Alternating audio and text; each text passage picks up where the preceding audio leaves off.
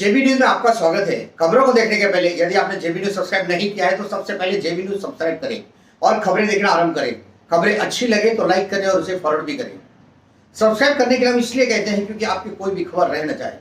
हम पूरे तारापुर औद्योगिक क्षेत्र की ही नहीं बल्कि पालघर जिले के साथ साथ पालघर जिले के आसपास के गाँव की भी जिलों की भी खबरें कवर करते हैं। इसीलिए सब्सक्राइब करेंगे तो आपको हर खबर मिलेगी। हमारी नजर रहती है हर खबर पर।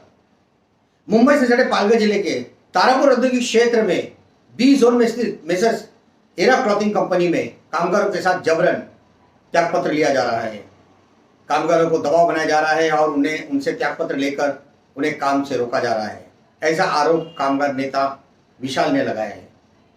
तारापुर औद्योगिक क्षेत्र में कई सालों से इस कंपनी में लोग काम कर रहे हैं, लेकिन उन्हें समय पे ना तो पीएफ मिलता है और ना ही उनका पीएफ का पैसा जमा होता है। इतना ही नहीं, कामगार नियमों के अनुसार नियमों का उल्लंघन करते हुए यहाँ पे कंपनी जो वेतन देती है वो भी काफी कम है। उसके बावजूद भी सरकारी कामगार अधिकारी चुप्पी साधे बैठे हैं।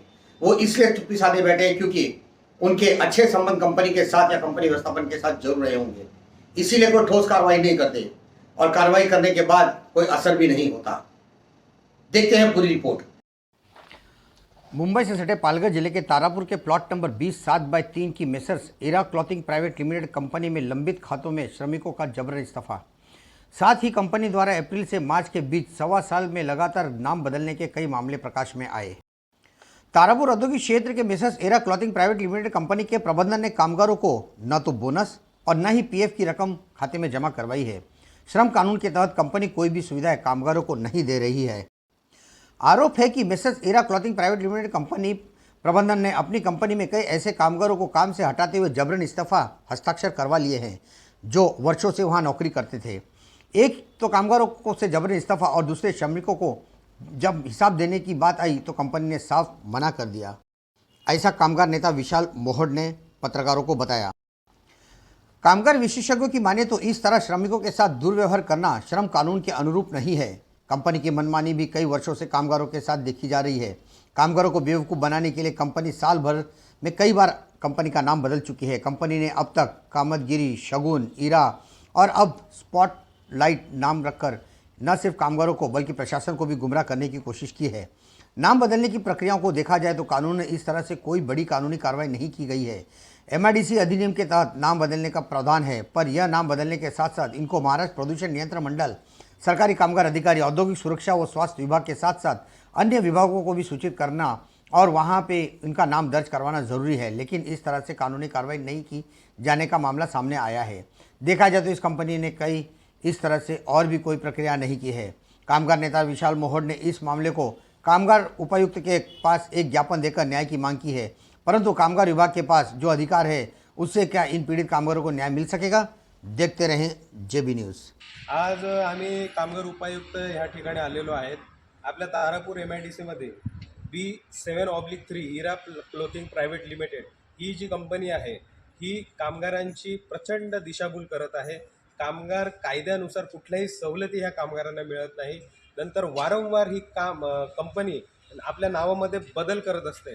कधी शगुन ठेवते, कधी इरा ठेवते, आताचं स्पॉटलाइट आहे, त्याच्यानंतर काय कामतगिरी, अशा ही 2-3 वर्षांनी ही नावं कंपनी बदलत असते। याच्यामध्ये MIDC वाल्यांनी पण हस्तक्षेप केला पाहिजे, कारण की MIDC ॲक्टनुसार कंपनी डायरेक्टली नावं बदलू शकत नाही। जेव्हा कंपनी कामगारांच्या देणं बाकी असतात तेव्हा पूर्णतः कंपनीची नावं अशी बदलली जात नाही। परंतु ही कंपनी जी आहे यांचा कंपनीचा HR मॅनेजर मला वाटते तरे आहे, यांच्याशी उद्धट पद्धतीने वागतो। किती वेळासुद्धा गेटवर आले तरी पण सांगतात की तुम्ही किती वेळा पण या, हिशोब मिळणार नाही, असं पूर्णतः ह्या गोष्टी करत आहेत। आता आम्ही 27 तारखेची आम्हाला पूर्णतः हिअरिंग दिलेली आहे। कमिशनर साहेबांनी, दैफळकर साहेबांनी स्वतः सेटशी बोलणं केलेलं, उद्धट भाषेमध्ये कमिशनर साहेबांशी तो बोलत होता। यावरून त्यांचं संपूर्णतः दिसते की किती भावनिक हे कामगारांबद्दल आहे। परंतु मला एक गोष्ट सांगतो, तारापूर इंडस्ट्रीमध्ये कंपन्या आल्या पाहिजेत, आमची मागणी तर आहेत, परंतु जेव्हा कंपनी इथे काम करते तो उपकार करत नाही। कामगार कायद्यानुसार यांच्या ज्या सवलती आहेत त्यांनी दिलं पाहिजेत। आता ही कंपनी चालू आहे, परंतु सांगतात की हे कंपनी बँकने घेतलेलं आहे, तरी पण ह्या कामगारांनी बँकेत काम केलेलं नाही आहे, कंपनीमध्ये केलेलं आहे। आणि 12 वर्षापासून ते 7-8 वर्षापासून हे कंपनी कामगार त्या ठिकाणी इरा प्रायव्हेट क्लोथिंगमध्ये काम करतात. यांच्या जोपर्यंत हिशोब मिळत नाही तरी ह्या व्हिडिओच्या माध्यमातून तुम्हाला सांगू इच्छितो, यांचा 27 तारखेचा त्यांनी सांगितलं आहे हेअरिंग पिरियड, परंतु यांना हिशोब मिळाला नाही. तर सुनील बियाणी यांच्या घरी आम्ही म्हणून उपोषणासाठी जाणार, यामध्ये कुठलंही दुमत नाही. धन्यवाद.